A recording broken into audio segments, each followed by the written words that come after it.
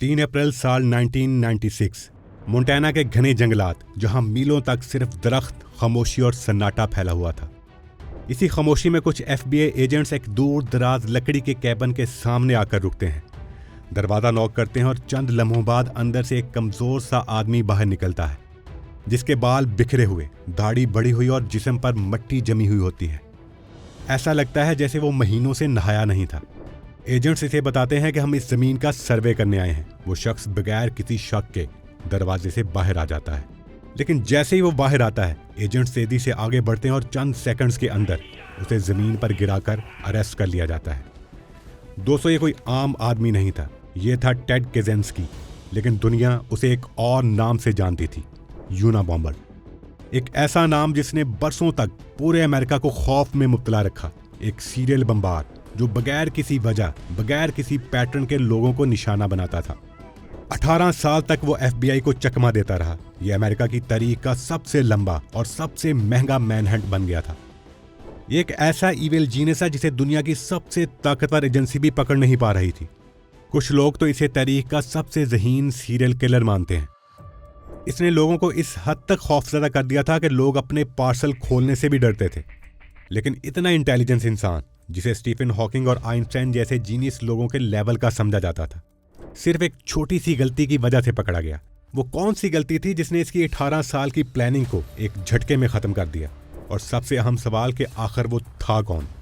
आज की इस वीडियो में हम इस पूरी कहानी को शुरू से समझने की कोशिश करेंगे।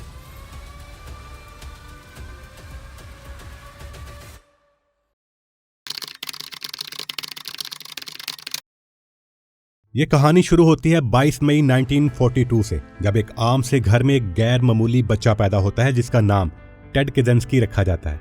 बज़ाहिर एक आम से दिखने वाला बच्चा, लेकिन हकीकत में वो एक जीनियस था। 5वीं क्लास में ही जब उसका IQ टेस्ट लिया गया तो रिजल्ट देखकर सब लोग हैरान रह गए। उसने 167 स्कोर किया था। ये इतना ज्यादा था कि आम बच्चे उस लेवल तक पहुंच ही नहीं सकते थे। टीचर्स को फौरन एहसास हो गया कि ये एक जीनियस है, और फिर उसे एक नहीं बल्कि कई क्लासेस स्किप करवाकर डायरेक्ट प्रमोट कर दिया गया। लेकिन यहाँ एक मसला शुरू हुआ, क्योंकि जब एक बच्चा अपनी उम्र से बड़े बच्चों के दरमियान आता है तो ना सिर्फ वो पढ़ाई बल्कि अपनी ज़िंदगी में भी एडजस्ट करना उसके लिए मुश्किल हो जाता है। और यही चीज़ आहिस्ता आहिस्ता टेड के साथ भी होने लगी। जैसे जैसे वो बड़ा होता गया, उसके अंदर एक अजीब सी खामोशी बढ़ती गई। वो लोगों से दूर रहने लगा, ख़ास तौर पर सोशल सिचुएशंस में। लेकिन अभी तक सब कुछ कंट्रोल में था। असल तब्दीली अभी आना बाकी थी, क्योंकि चंद साल बाद वो एक ऐसी जगह जाने वाला था जहां उसकी ज़िंदगी हमेशा के लिए बदलने वाली थी। और फिर सिर्फ 16 साल की उम्र में उसका एडमिशन हार्वर्ड यूनिवर्सिटी में हो जाता है, और यही वो जगह थी जहां उसकी ज़िंदगी मुकम्मल तौर पर बदलने वाली थी। लेकिन वैसे नहीं जैसे आप सोच रहे हैं। यहाँ पहुंचकर उसने अपनी ज़िंदगी में पहली बार ये महसूस किया कि वो इतना भी ख़ास नहीं है। यहाँ के एलीट स्टूडेंट्स उसके कपड़ों का, उसके बैकग्राउंड का, हत्ता कि उसके बोलने के अंदाज तक का मजाक उड़ाते थे। और शायद यही वजह थी कि वो आहिस्ता आहिस्ता लोगों से और दूर होता चला गया। सिर्फ 16 साल का एक लड़का जो पहले ही अकेला रहता था, अब मुकम्मल तौर पर तन्हा हो चुका था। हार्वर्ड के इस माहौल में उसके लिए एडजस्ट करना मुश्किल होता गया। वो सारा दिन अकेला अपने कमरे में बंद रहता और सिर्फ 2 कामों के लिए ही बाहर निकलता था, क्लास अटेंड करने या फिर लाइब्रेरी जाने के लिए। बाकी वक्त वो खुद को दुनिया से अलग रखता था। लेकिन इसकी ज़िंदगी का सबसे बुरा वक्त इसके दूसरे साल से शुरू हुआ, जब उस पर हेनरी ए मरे की नज़र पड़ती है, जो हार्वर्ड में साइकोलॉजी के एक मशहूर प्रोफेसर थे, और वो खुफिया एक्सपेरिमेंट के लिए स्टूडेंट्स ढूंढ रहे थे।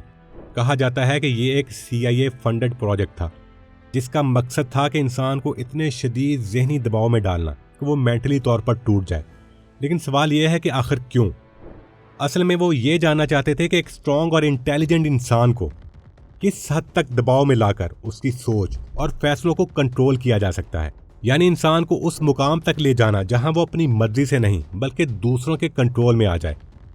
ये कोल्ड वॉर का दौर था और अमेरिका को ये खौफ था कि उसके दुश्मन इंसानी दिमाग को कंट्रोल करने के तरीके ढूंढ चुके हैं। इसी खौफ की वजह से अमेरिकन खुफिया अदारों ने इस तरह के खुफिया एक्सपेरिमेंट शुरू कर दिए थे। वो ये जानना चाहते थे कि क्या एक इंसान की सोच, उसके फैसले, हत्ता कि उसकी मर्जी भी कंट्रोल की जा सकती है। और इस मकसद के लिए जो खुफिया प्रोग्राम शुरू किया गया था उसे MK अल्ट्रा कहा जाता है। इस प्रोग्राम में हज़ारों लोगों पर एक्सपेरिमेंट्स किए जाते हैं, कैदियों पर, हॉस्पिटल के मरीजों पर, यहाँ तक कि स्टूडेंट्स पर भी, और अक्सर उनकी मर्जी के बगैर। इन एक्सपेरिमेंट्स में लोगों को ड्रग्स दी जाती थी, इन्हें शदीद ज़हनी दबाव में रखा जाता था और मुख्तलिफ तरीकों से इनके दिमाग को टेस्ट किया जाता था। और हार्वर्ड यूनिवर्सिटी भी उन्हीं जगहों में शामिल थी जहां ऐसे एक्सपेरिमेंट हो रहे थे।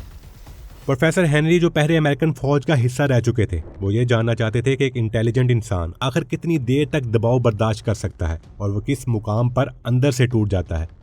इस एक्सपेरिमेंट में टेड समेत कुल 22 स्टूडेंट्स को शामिल किया गया था और इनका तरीकाकार बहुत ज़्यादा सादा था। स्टूडेंट्स को ये बताया गया कि वो फ्रेंडली डिस्कशन का हिस्सा बनने जा रहे हैं जहां वो अपने बिलीव्स और अपनी ज़िंदगी के गोल्स के बारे में बात करेंगे। इसके लिए इन्हें कहा गया कि वो अपने डीप थॉट्स, अपने बिलीव्स और अपनी ज़िंदगी के गोल्स के बारे में एक ऐसे लिखें।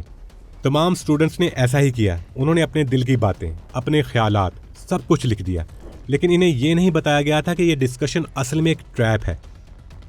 दूसरी तरफ फ्रेंडली डिस्कशन करने की बजाय प्रोफेसर ने यूनिवर्सिटी के लॉ स्टूडेंट्स को हायर किया, जिनका काम डिस्कशन करना तो बिल्कुल भी नहीं था, बल्कि स्टूडेंट्स को मेंटली टॉर्चर करना था। फिर स्टूडेंट्स को एक एक करके कमरे में बुलाया जाता है। एक छोटा सा कमरा, तेज रोशनियां चेहरे पर पड़ रही थी और सामने एक कैमरा लगा हुआ होता था। उनके जिस्म पर सेंसर लगाए जाते ताकि इनकी दिल की धड़कन को मैयर किया जा सके। और फिर वो लास्ट स्टूडेंट अंदर कमरे में एंटर होता। वो स्टूडेंट के सामने बैठता और इसके ऐसे को देखकर कहता कि ये क्या बकवास लिखी है तुमने, तुम्हारी सोच कितनी छोटी है और सच कहूँ तो तुम्हारे ख्वाब भी किसी मजाक से कम नहीं। स्टूडेंट्स घबरा कर कहते हैं कि ये क्या हो रहा है, हमें तो लगा था ये सिर्फ एक डिस्कशन होगी। लेकिन इनकी बात खत्म होने से पहले ही लास्ट स्टूडेंट चीखना शुरू कर देता है। वो इन्हें ताने देना शुरू कर देता है और बार बार इन्हें नीचा दिखाने की कोशिश करता है। और फिर वो चीख कर कहता है, देखो खुद को, तुम इतने कमज़ोर हो कि अपने लिखे हुए को भी डिफेंड नहीं कर सकते। तो दोस्तों, ये डिस्कशन तो बिल्कुल भी नहीं थी, बल्कि एक सोचा समझा साइकोलॉजिकल अटैक था। और दूसरे कमरे में बैठकर प्रोफेसर हेनरी ये सब कुछ ऑब्जर्व कर रहा होता था। वो खामोशी से हर चीज़ को देख रहा होता था, हर रिएक्शन, हर खौफ और हर कमज़ोरी को। लेकिन ये सब कुछ सिर्फ एक बार होता तो तब भी ठीक था। लेकिन ये प्रोसेस बार बार रिपीट किया गया, महीनों तक नहीं बल्कि सालों तक। और फिर स्टूडेंट को यहाँ तक मजबूर किया गया कि वो अपनी ही बेइज्जती की रिकॉर्डिंग्स बार बार देखें। बहुत से स्टूडेंट्स ने बाद में बताया कि यह तजर्बा उनके लिए इंतहाई तकलीफदेह अमल था और उसके असरात काफ़ी देर तक उनके साथ रहे। लेकिन इन सब में एक ऐसा भी था जो पहले ही अंदर से टूटा हुआ था, टेड, और जिसका रिस्पॉन्स बाकी सब की निस्बत ज़्यादा शदीद था। लेकिन यहाँ एक इम्पॉर्टेंट बात यह भी है कि ये एक्सपेरिमेंट्स वाकई टेड को दहशतगर्दी की तरफ लेके गए थे या नहीं, इस बात का कोई सबूत नहीं मिलता, क्योंकि इन्हीं एक्सपेरिमेंट्स में शामिल बाकी स्टूडेंट्स में कोई भी बाद में किलर नहीं बना। टेड हार्वर्ड से ग्रेजुएट होने के बाद यूनिवर्सिटी ऑफ मिशिगन में मैथ में पीएचडी करना शुरू कर देता है और फिर इसके बाद 1967 तक वो यूसी बर्कले में मैथमेटिक्स का सबसे कम उम्र असिस्टेंट प्रोफेसर बन जाता है और उस वक्त उसकी उम्र सिर्फ 25 साल होती है। वहाँ 2 साल तक बढ़ाने के बाद वो अचानक बगैर किसी को कुछ बताए अपनी जॉब से रिज़ाइन कर देता है और दुनिया से दूर मोंटाना के जंगलात में जाकर अकेला रहने लगता है। लेकिन यहाँ एक सवाल पैदा होता है कि आखिर ऐसा क्या हुआ कि एक इंसान अपना इतना ब्राइट फ्यूचर छोड़कर जंगलों में ही आकर रहने लगा। क्या ये अचानक फैसला था या इसके पीछे कोई गहरी वजह थी? तो दोस्तों, हकीकत यह है कि ये सब कुछ अचानक नहीं हुआ था, बल्कि ये ख्यालात उसके अंदर हार्वर्ड के आखिरी सालों में ही बनना शुरू हो गए थे। वो आहिस्ता आहिस्ता इंडस्ट्रियल और टेक्नोलॉजी के निज़ाम से मायूस होने लगा था। वो ये मानने लगा था कि मॉडर्न टेक्नोलॉजी इंसानियत को आहिस्ता आहिस्ता तबाह कर रही है और ये हमारी आज़ादी को ख़त्म कर रही है। वो इस बात से खौफज़दा था कि इंडस्ट्रियल तरक्की ने ना सिर्फ इंसानों को ज़हनी तौर पर मुतासर किया है, बल्कि ज़मीन को भी शदीद नुकसान पहुंचाया है।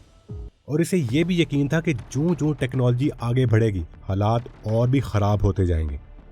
और इसलिए उसकी नज़र में जो भी इस सिस्टम को आगे बढ़ा रहा था, वो सब दुश्मन थे, चाहे वो साइंटिस्ट हों, इंजीनियर्स हों या बिजनेसमैन, जिन्हें वो टेक्नीशियन क्लास कहता था। आहिस्ता आहिस्ता वो इंतकामी ख्यालात में मुब्तला होने लगता है और बार बार यही सोचता है कि ये सोसाइटी लोगों को किस तरह साइकोलॉजिकल दबाव के ज़रिए कंट्रोल कर रही है। इसलिए वो सब कुछ छोड़कर जंगल में आकर एक सादा और पुरस्कून ज़िंदगी गुजारने का फ़ैसला करता है और कई सालों तक वो इसी तन्हाई में रहता है। लेकिन और फिर 1975 में जब उसने मोंटाना के जंगलात में रियल एस्टेट डेवलपमेंट को शुरू होते हुए देखा तो उसे शदीद गुस्सा आ गया और फिर उसने फैसला किया कि वो इस सिस्टम से बदला लेगा। और फिर 1978 से लेकर 1995 तक टेड ने अपने हाथों से बम तैयार करना शुरू कर दी। वो बम को एक पार्सल की तरह पैकेज बनाकर लोगों को भेजता था, कभी डाक के जरिए और कभी खुद जाकर। वक्त के साथ साथ उसके बम और भी ज़्यादा खतरनाक होते गए थे। वो बहुत केयरफुल था कोई फिंगरप्रिंट नहीं छोड़ता था और जानबूझकर ऐसे क्लू छोड़ देता था जो पुलिस को कंफ्यूज कर देते थे। उसने अपना पहला बम एक यूनिवर्सिटी के प्रोफेसर को भेजा था। जैसे उन्होंने पार्सल खोला, जोरदार धमाका हो गया। इसके बाद मजीद हमले होते रहे। 1979 में तो उसने एक एयरप्लेन को भी निशाना बनाया था। बम प्लेन के अंदर रखा गया था, लेकिन लकीली वो फट नहीं सका, वरना पूरा जहाज तबाह हो सकता था। अगले कुछ सालों में ऐसे ही मजीद मशकूक पैकेजेस भेजे गए, कभी यूनिवर्सिटीज़ को, कभी एयरलाइंस को, और हर बार तरीका एक जैसा ही होता था। खामोशी से भेजा गया पार्सल और फिर अचानक एक खौफनाक धमाका। फिर इसलिए इस केस का कोड नेम FBI ने यूना बॉम्बर रखा, जिसमें UN यूनिवर्सिटी से और A एयरलाइन से लिया गया था, क्योंकि ये मुसलसल यूनिवर्सिटीज़ और एयरलाइंस को निशाना बना रहा था। लेकिन हैरत की बात यह थी कि कोई भी नहीं जानता था कि ये सब कुछ करने वाला आखिर है कौन और ये हमले कब तक जारी रहेंगे। 1980 से 85 तक मजीद कई लोग जख्मी हुए और फिर 1985 में पहली बार एक शख्स मारा जाता है और फिर अचानक 1987 के बाद वो गायब हो जाता है। 6 साल तक ना कोई बम, ना कोई हमला। लोगों को लगने लगता है कि शायद वो मर चुका है, लेकिन 1993 में वो दोबारा वापस आता है और इस बार और भी खतरनाक तरीके से। 93 से 95 के दरमियान उसने मजीद हमले किए, जिनमें 2 लोग मारे जाते हैं और कई शदीद जख्मी होते हैं। और फिर 1995 में वो एक बहुत बड़ी गलती कर बैठता है। वो पहली बार मीडिया से कांटेक्ट करता है और धमकी देता है कि अगर इसका लिखा हुआ मजमून पब्लिश ना किया गया तो ये हमले जारी रहेंगे, जिसका नाम था industrial society and its future, जो तकरीबन 35,000 अल्फाज पर मुश्तमिल था। और जब ये मैनिफेस्टो मीडिया में पब्लिश हुआ तो टेड की भाभी लिंडा पैट्रिक ने इसे पढ़ना शुरू किया और आहिस्ता आहिस्ता उसे शक होने लगा कि सब टेड जैसा लग रहा है। अल्फाज, सोचने का अंदाज और इवन के कुछ जगह जो उसने मेंशन की थी वहां पर टेड ऑलरेडी काम कर चुका था, ये सब कुछ मैच कर रहा था। और जब उसने टेड के भाई डेविड को बताया तो पहले उसने यकीन नहीं किया, लेकिन जैसे ही उसने ये मैनिफेस्टो पढ़ा तो वो भी बहुत हैरान हुआ। अब वो एक मुश्किल फैसले के सामने था। अब ये फैसला करना कि वो इसके बारे में FBI को बताए या ना बताए, उसके लिए बहुत मुश्किल था, क्योंकि अगर वो खामोश रहता तो मजीद लोग मर सकते थे और अगर सच बताता तो उसका अपना भाई सजाए मौत का सामना कर सकता था। और आखिरकार डेविड ने एक मुश्किल फैसला किया। उसने FBI को सब कुछ बता दिया और यूं 18 साल तक दुनिया को चकमा देने वाला टेड आखिरकार पकड़ा गया। लेकिन हैरानकुन बात यह थी कि वो किसी इन्वेस्टिगेशन की वजह से नहीं पकड़ा गया था, बल्कि वो अपनी ही छोटी सी गलती की वजह से पकड़ा गया था। एक जीनियस जो सबसे एक कदम आगे था, आखिरकार अपने ही अल्फाज से हार गया।